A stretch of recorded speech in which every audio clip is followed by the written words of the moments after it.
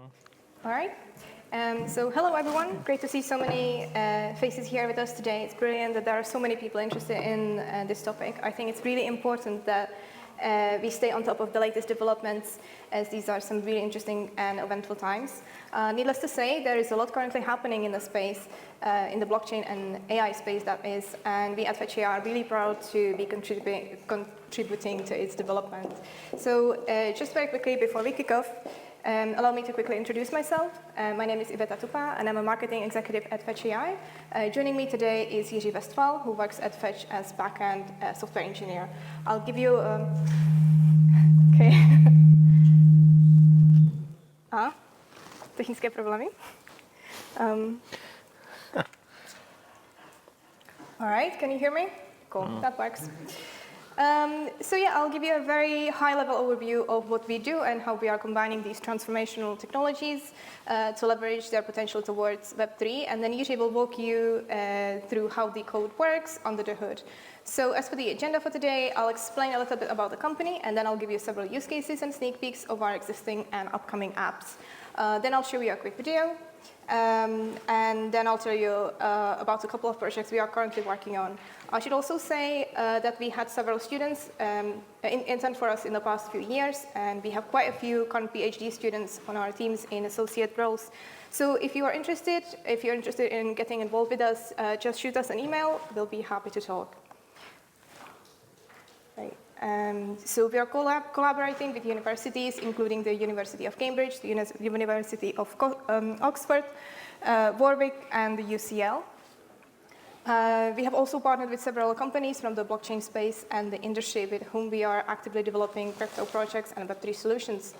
A couple of large industrial partners that you probably recognize also include Bosch and Festo, and we also have active roles in associations like Catena-X and Gaia-X, where we are working on some rather groundbreaking projects such as supply chain automation, decentralized manufacturing marketplaces, and we are trying to map out the space for standardized and secure data exchange.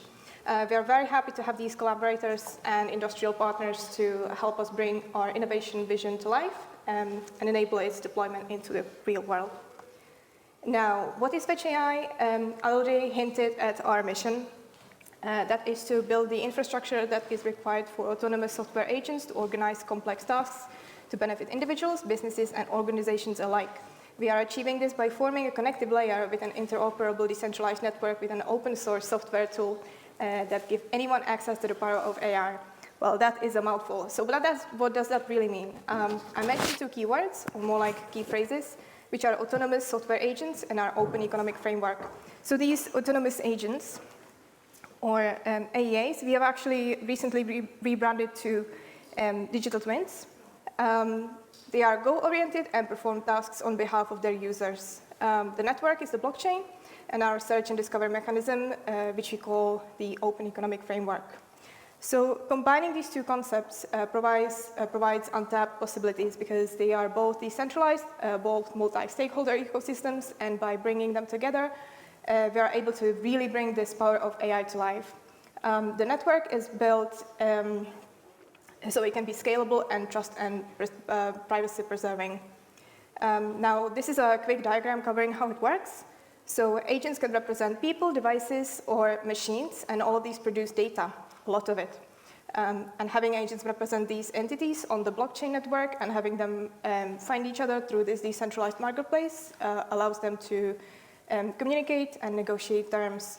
Once they reach the agreement, they can exchange data or assets through the use of smart contracts, and agents then receive financial incentives to complete the exchange. Those transactions are then locked under a locked and trusted, verifiable, and immutable blockchain.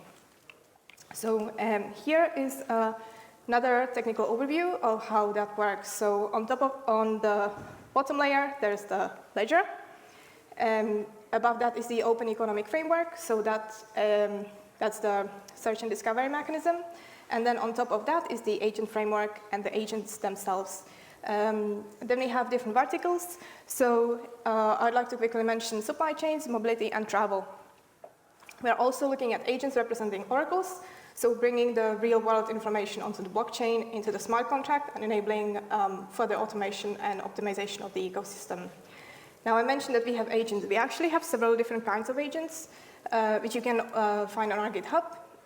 If there's anybody interested, I would like to encourage you to have a look there, see if you can play with it. They are essentially yours to download and do what you wish.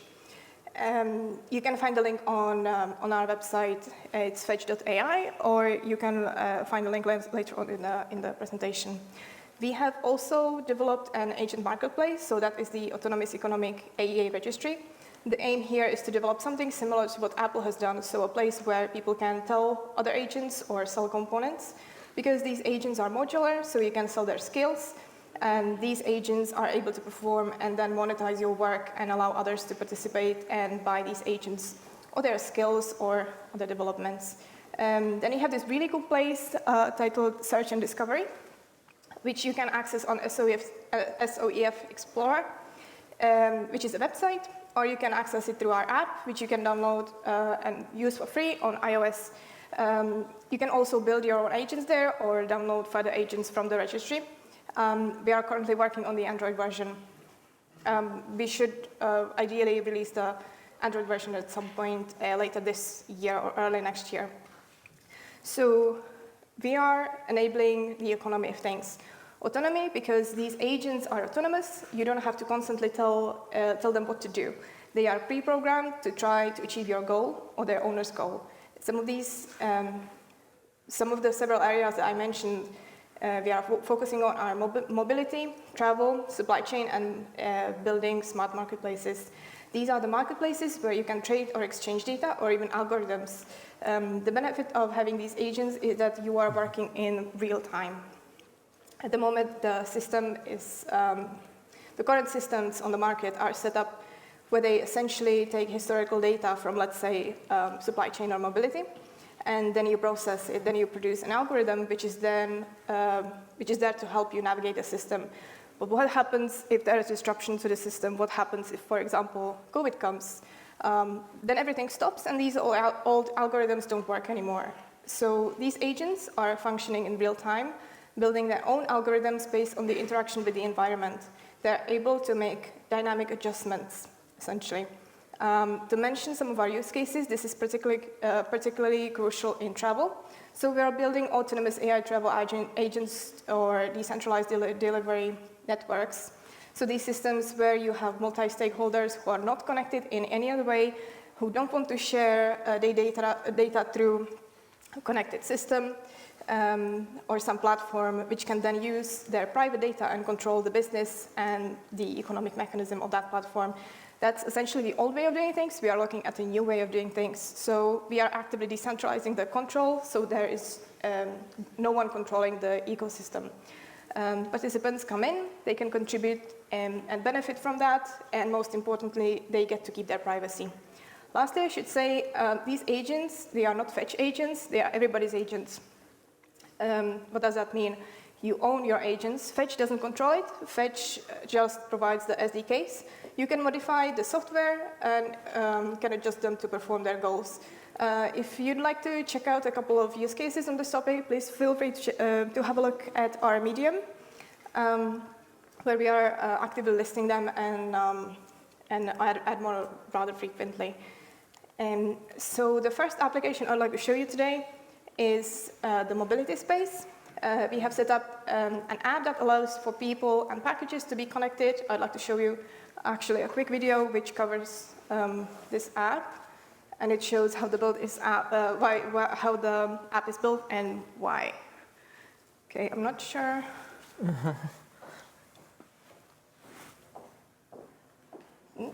Tady nic neudělám.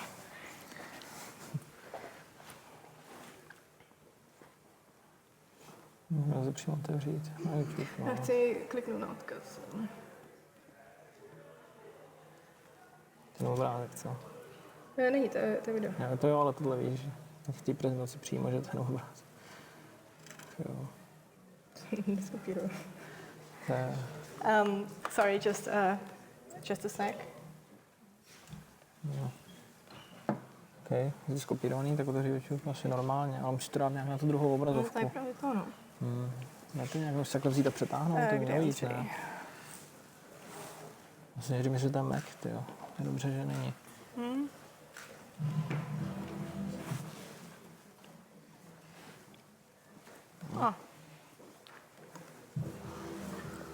the surface, the decentralized delivery network may seem very similar to existing services in the ride-sharing and delivery industry, but important differences are happening behind the scenes. From the robustness that comes from decentralizing operations to drastically lower fees and effortless combinations of businesses, its openness delivers significant improvements to all stakeholders in delivery. Here we'll give an example using a familiar taxi scenario. To begin, a passenger uses the DDN passenger app to tell her agent where she wants to go, along with her desired preferences, such as price limit or vehicle type. Fetch.ai's search and discovery mechanism connects her agent to a driver's agent that matches her preferences and any constraints. The two agents negotiate, and once agreed, they use a Fetch token to secure the escrow smart contract. This all happens in seconds. Once the driver has picked up the passenger, both agents monitor their positions en route to ensure that the contract has been fulfilled.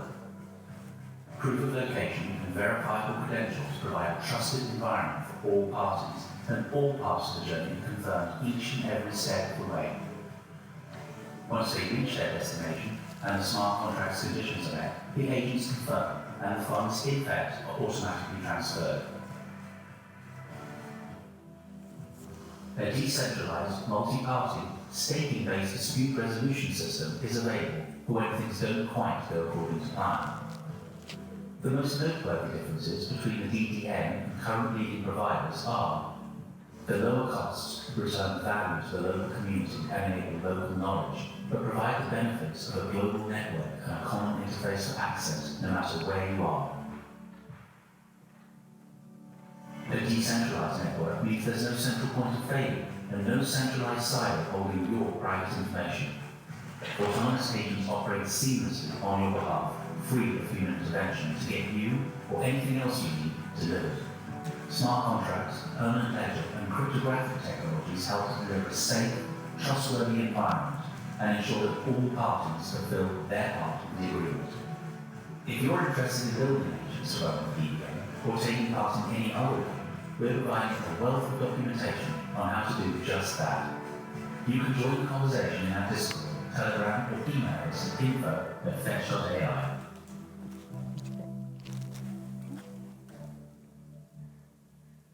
Zastav video, protože se začne pouštět další. Ne, nezačne, se zavřelo to okno. Dobře. Dobrý. So we can continue. Great. Thank you, Jiří, for the help. Let me just quickly switch to the next slide. Or not.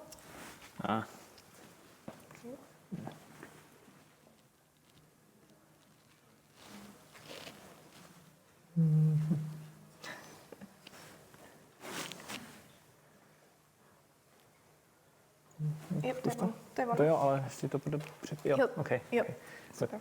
Great, thank you so much. Right, so I hope you enjoyed the video. We have plenty of apps. Another one of them covering mobility and smart parking that we have recently showcased to the public during the EA Mobility Conference in Munich. We actually organized for publicly accessible demos and field trials using a Tesla, a Jaguar, a BMW at the conference, and we are gearing up for the next EA 2022, which is taking place in Munich at some point in September. So if you are interested, I would strongly encourage you to join us there. There are usually plenty of excellent projects on display, and we're hoping to be one of them next year again. Another app, yep, that's fine. Another app that we are now working on is scheduled to go live at some point in Q3 or Q4, is our travel app. It is currently ongoing pilot program that works on behalf of people and lets them book in hotels directly. This app essentially automates large booking platforms such as Expedia or Booking.com. We have a partnership with over 770,000 hotels worldwide and are keen to get this app live for the public soon. Here's a quick summary of this interesting project that we worked on with the University of Cambridge. So COVID has shown us how incredibly fragile supply chains are. It is a very dynamic sector with fluctuating demand, increased complexity with many players, which naturally brings a lot of possibilities for IoT integration. So if you'd like to find out more, please go check out our YouTube channel, where you can find a demo of the platform in use, as well as covering several other applications. Now for the last application that I'd like to mention today, we have collective learning, which is a tool. Okay, never mind, I guess. There we go. Okay, so collective learning, which is a tool that enables distributed parties to work together to train a machine learning model without sharing the underlying data or trusting any of the individual participants. In other words, this platform allows for multiple participants from anywhere in the world to securely train a shared machine learning model. Essentially, this tool aims to enable collaboration where privacy concerns limit the possibility of collaboration. We have released the alpha version of the collective learning framework, and you can find it on our GitHub. As you can imagine, this technology has many potential applications across a plethora of industries. Just a few examples: we have banking. Banks have data on fraudulent transactions, and they want models that will automatically detect fraud. In manufacturing, data from production lines can be used to predict when machines need maintenance and predict manufacturing failures. And then there's healthcare. Healthcare providers have data, for example, chest x-rays, and want to create models for it, for example, to classify pneumonia, but they can't share their data, so they can't do that. So 2 years ago,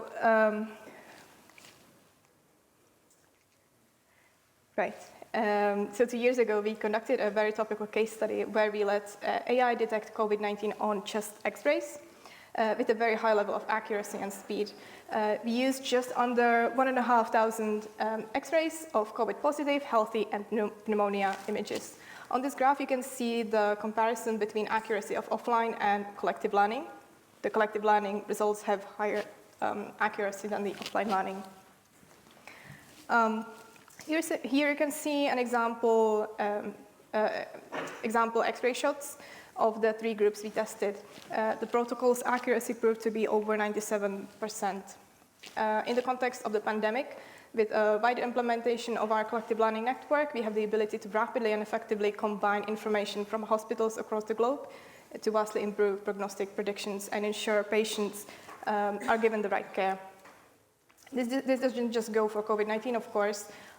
Collective learning can be implemented on just about any large data set that can benefit from shared data, which is at the moment hindered by trust issues between stakeholders. Again, this is something we are on top of with our partner PSNC. But now let's take a look at how all this magic actually happens, deep down under the hood with Jiří, who is our software engineer. Jiří, the stage is yours. All right, great. Hi, so my name is Jiří, and I work as a software engineer. I mostly work on the smart contracts, and most of the time we are using the Rust language. I will get that with my presentation. So now I will be much more technical. So just a second, I need to find it.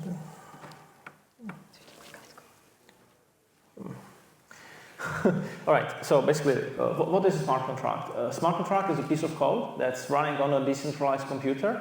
It also behaves like an account, which can hold some funds and release them when you meet some certain conditions. And user communicates with a smart contract using transactions and queries. Basically, on a regular blockchain, as a part of the transaction, you are sending some funds from one account to another. But in the case of smart contracts, you can basically include like a message that changes the state of the contract. Also, there are queries which are free, and you can only read the state of the smart contract without having to pay for execution. So custom smart contracts that we are using are written in Rust language, which is low-level safe, and model language with high-level elements. I really like it. I would say that it will replace C++ in the future, because you will see. We'll get to that also later. Consumerism is using the actor model, which is the main difference between the other smart contracts. So, for example, Ethereum is not using that, and the main thing of the actor model is that basically the contract is the actor in this case, and the actor can change only the state of itself. And when it wants to change the state of some other actor, it needs to create some kind of like a message, which then sends it later by some dispatcher. So it means that reinsurance back is impossible, basically by design. And it also means that during execution, that actor can only basically like perceive the other models. Basically, he can only read the states without actually changing something. So we basically need to create some kind of like chain of actions. Yeah. So.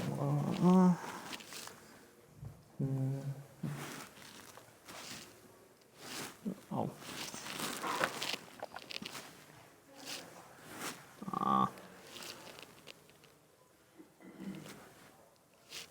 Okay.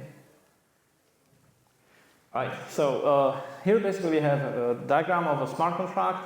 Again, another difference between Ethereum and the Cosmos or Cosmosm is that basically you first need to upload the bytecode, which gets some code ID, and then you can instantiate multiple contracts using the same bytecode. And basically by instantiating, it's the same thing like basically calling the constructor and getting an instance of the contract, sort of. So then we pass it some parameters, and then it gets the contract address. When you want to execute, it means that you change the state of the contract, then basically send just the transaction to the contract address containing the execute message, and basically as a response, it can send funds or call another contract or just give you some results. And also you can query which only give you a response and which can't change anything. All right. Yeah, here is just summarized. And yeah, basically, when you want to execute, you need to pay gas fees, which is basically reserve the amount of execution time on that decentralized computer on the blockchain. So, and yeah, all right. Yeah, and then now I would like to quickly talk about Rust language, which is, as I said, it's like it's a modern language, and it's safe and low level at the same time, because most of the languages are usually low level or safe, and in this case it's both safe and low level. So basically it also has a package manager, so it's more similar to Python, for example, in this case, because in C++ it's really tricky usually to handle packages, but in this case it's easy. And the way how it manages memory safety is via ownership, and it basically means that there are no dangling pointers. It doesn't even have a null. So instead of null, we are using the option type, and also the exceptions are, for example, replaced with the result type. So also there are a few things like there is no methods overloading. So you always need to know what you are passing there. So there are like no standard way of having default parameters. Basically, you can have if you want to make the parameter with a default value, you need to pass it as like optional. And then if it's optional, then you pass a none value, like it's not present. And then you have some like if none, then replace it with default value. But the main thing is that basically many bad practices are basically impossible in Rust. So. If you would want to know more, you can ask me later, because this is not for everyone. Alright, this is just an example how the Rust code looks like. As you can see that it's using the interfaces. So for example, I define my custom error type on the left side, and also there is like no standard constructor. It always needs to have a name. So in this case, if you want to construct it, you need to call new. And also there is an implementation like an interface for displaying. So when you want to print it, then you need to basically implement this interface.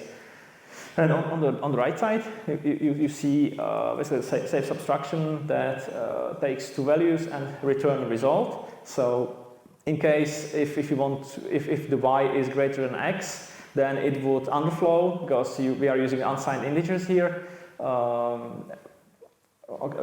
Okay, the one thing is that the Rust itself has these underflow checks already, but you can disable them, and this is just for example. All right, so you check if the y is greater than x, and then you return an error. Or otherwise, you just return the result, and then in the main, you can basically like match the result, and just if it's okay, then you print the result, and when there is error, you just say what error happened. So this is just for example. And yeah, and now I would like to talk about one application that is using smart contracts, which is the collective learning, co-learn.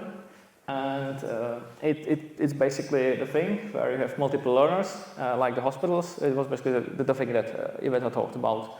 So you have multiple hospitals, and they don't want to share the data, and they want to participate on training the model.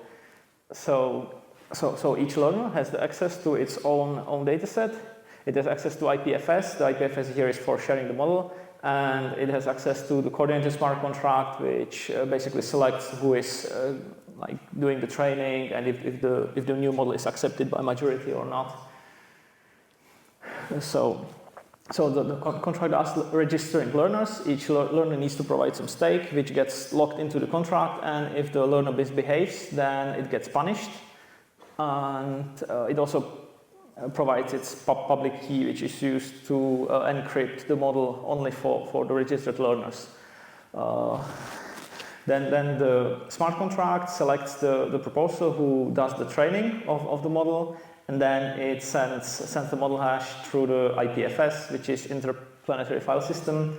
It's basically decentralized storage place, say, which is used for data sharing because the blockchain itself is not really good for storing like hundreds of megabytes or gigabytes of data. So we are using this IPFS here, and so then when the one selected learner submits the model, then the other learners get access to it, and they test the model against their own test data. And the contract handles voting. So if the majority of the learners accepts the model, then the new model is accepted. Otherwise, it's rejected. And after that, someone else is selected to do the training again. So basically, the smart contract here works as like a coordinator who is selecting and the job.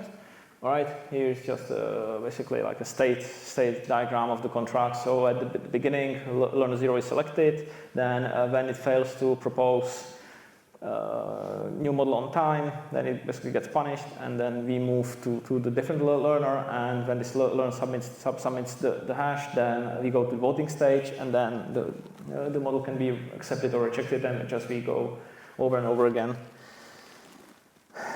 All right. Another example of using smart contracts is proxy encryption, which is basically like something like a Google Drive, but in decentralized way, where there are people with the data that want to give access of this data to other people, and the re-encryption is done by proxy. So it's basically if the one person wants to give access to another person, then it needs to ask the proxies to do re-encryption, and basically the safety is ensured via the fact that you need to have a certain amount of fragments of the data to be able to get access. So if some proxies misbehaves, it doesn't matter. You get some threshold that lets you. Yeah. All right, so basically the smart contract gives the list of registered proxies, data IDs, and delegations and tasks. Basically, the tasks are tasks for proxies to do the re-encryption. Delegates also provides the reward, and proxies gets rewarded or slashed for finishing or not finishing their requests. And delegate just reads the data and receives these re-encrypted fragments to get access to them. All right.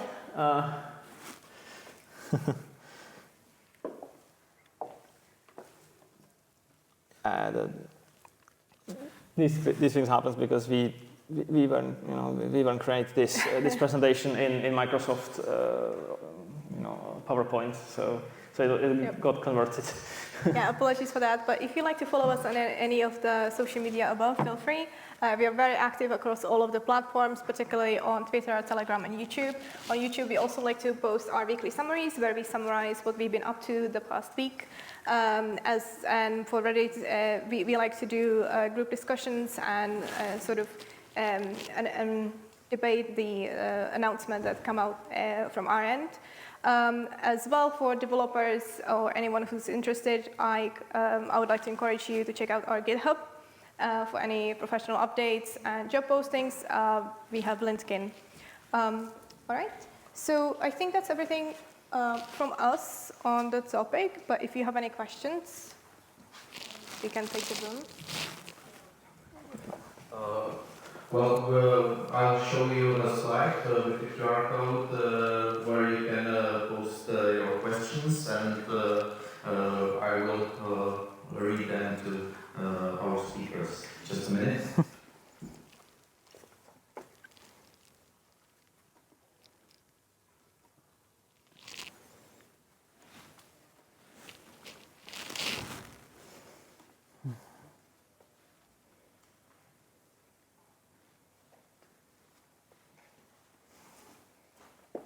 So for those who haven't been here for the previous sessions, you can just scan this QR code and enter the Q&A session and drop a question right there. I'll give you a couple of seconds so you have time to submit your questions. They can be submitted both in the Czech language and English language. And I guess you will answer in Whichever language the question comes from. Okay, in whatever language the question comes from. Okay.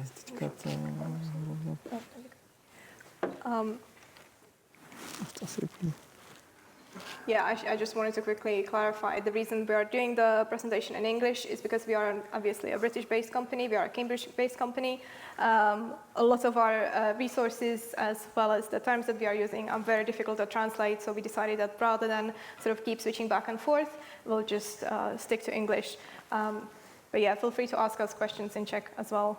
We're both native speakers. Musím otevřít taky nějaký. Jo, tam. První otázka v češtině. Jaká je výhoda DID pro ověřování vykázané činnosti oproti použití centrální instituce, databáze nebo počítače?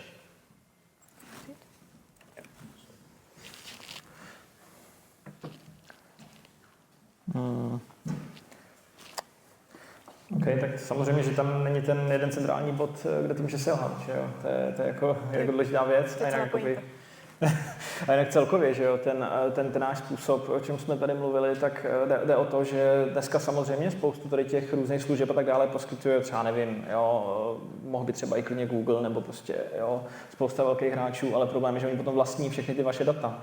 Jo, když to tady u toho člověk vlastní svoje vlastní data a sám se je může monetizovat, takže jakoby celkově ten decentralizovaný způsob tak je taky výhodný v tom, že se nedá jako zmanipulovat prostě to, co je v kódu, tak to prostě platí. Jo. Yep, the whole idea is to keep the privacy for their users. So we're not sharing the data with anyone else. No one else has access to your data. That's sort of the idea behind the whole project. Další otázka.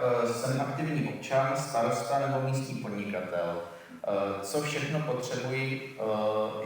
To je otázka ještě na předchozí prezentaci, pardon.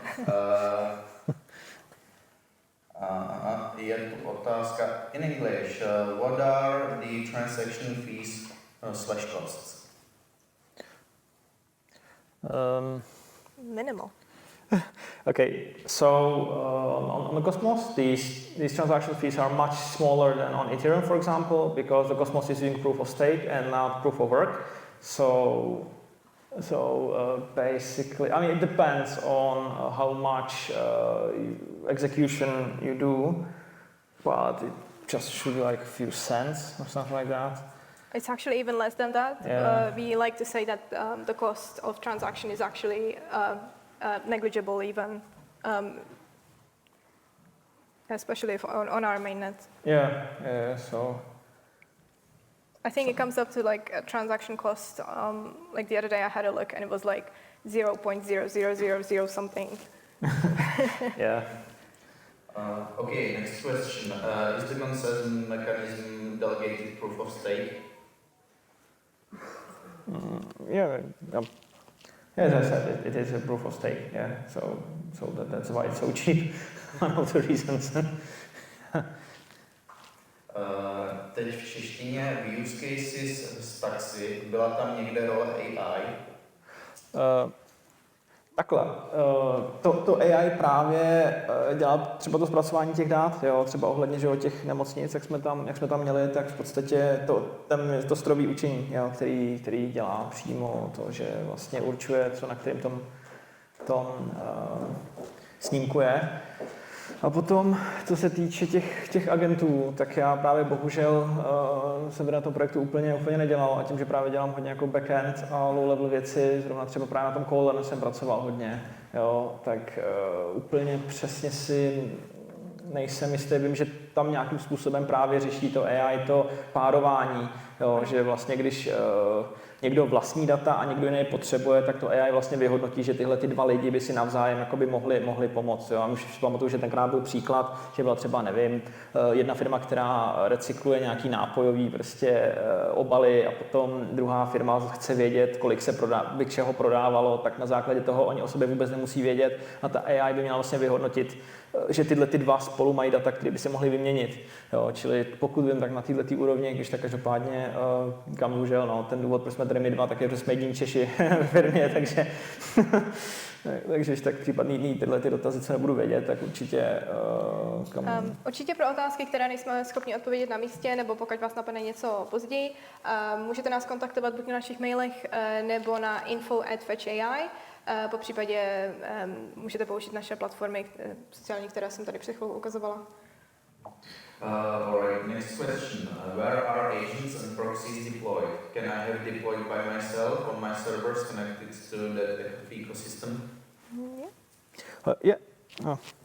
Yeah, of course you can.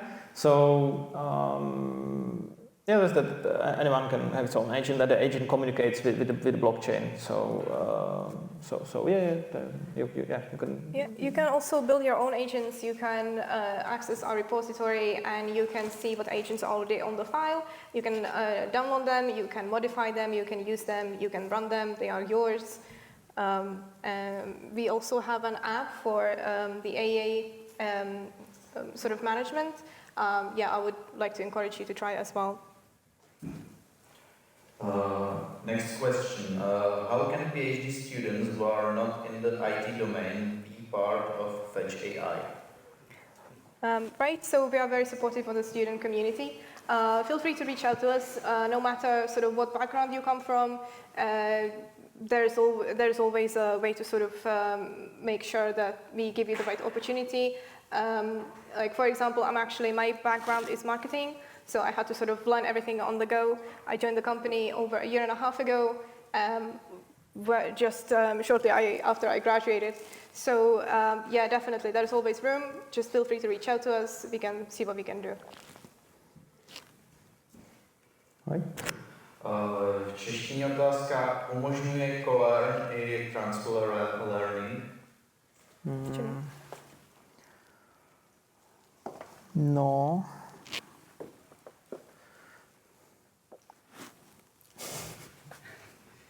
Ještě poprosím. Ještě to. Jo, to nás bude úplně transferring, že jo, já vím, no, vlastně, no. Takhle, v podstatě momentálně, co co-learn dělá, tak je vlastně to, teda, jak jsem řekl, že máte jeden model, který si vlastně všichni jakoby mezi sebou sdílejí. V podstatě se to dá i překlopit třeba na to, že takhle ty modely můžou být cokoliv. To můžou být stromy, to můžou být normální neuronové sítě nebo cokoliv. A dá se to třeba udělat tak, že by každý jakoby poskytnul svůj a pak by se hlasovalo, ale vím, že tam byly i nějaký jakoby pokusy s tím, jak se teďka jmenovalo. Vím, že jsou určitý jakoby věci, kdy každý udělá vlastně to učení a pak se ten model jakoby zprůměruje v podstatě navzájem, tak tam taky byly takový pokusy. Ale standardně to prostě jenom o to, že se prostě hlasuje, jo, o tom, aby vlastně většina z toho benefitovala. Jo. Nevím, teda úplně, jestli jsem odpověděl na to, ale... To je hodně, jo. Jo. Mně jde o to, jestli ten systém dokáže, když se naučí na nějaké věci, třeba ten příklad s tím covidem. Transfer learning znamená, že vlastně já ty znalosti, které se naučím na těch modelech a sdílím, jestli dokážu potom poskytnout podobnému problému, třeba by přišli třeba tuberkulóza. Ano. No jasně, tak tady jde o to, že ten model, jasně no, jako že třeba vemu třeba první třeba pár vrstev z toho, tak ten model fyzicky, že jo, můžu ho jako použít v jiném kole v podstatě. Nabídnu, no jasně no, ale... Tam to by mělo být, jakože abych to šerovatelný, ale ano. Jo. Z toho teda, co chápu já. Tam, já vím, ještě tam třeba řešíme tu věc, kdyby jakoby ten model jako takovej chtěl být private, protože to je trošku složitější, protože pokud chcete mít, že jo, private data a private model jako najednou, tak to je trošku složitější, protože tady v podstatě jde o to, že ten model je vlastně sdílený těma jednotlivými learners. A ty data jsou teda jejich, no, oni se to teda sami natrénujou, takže a potom samozřejmě ten model jde jako vzít, tak když se nasadí, tam jde o to, že ten model může být cokoliv, tam nejde jakoby o to konkrétní, co ten model konkrétně je, jo, tam jde o to, že jak říkám, tam se do toho dá použít, může být stromy, může to být neuronový síť, tam spíš jde o ten systém toho řízení pomocí toho smart kontraktu, jo, než o ten model jako takovej, protože ten model může být cokoliv, jo, takže proto pak není problém určitě nějak jako použít ho pak třeba na něco jiného, jo, příště, nebo ho nějak rozdělit, jako to třeba byly klasifikační úlohy, ale samozřejmě jde to používat i na jiný typ úloh. Jo. There was also a question, then how do you store data? I guess that's a sub-question of some previous questions, so maybe there's an offer of this question to clarify it, or do you understand where this question points? How do you store data?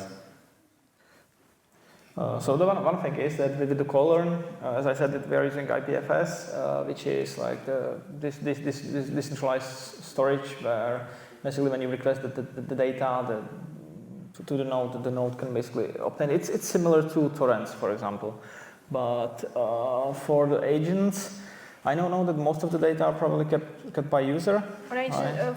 In the case of the digital twins, as you like to call them now, the data is always stored with the user. So, yeah, I hope that answers the question.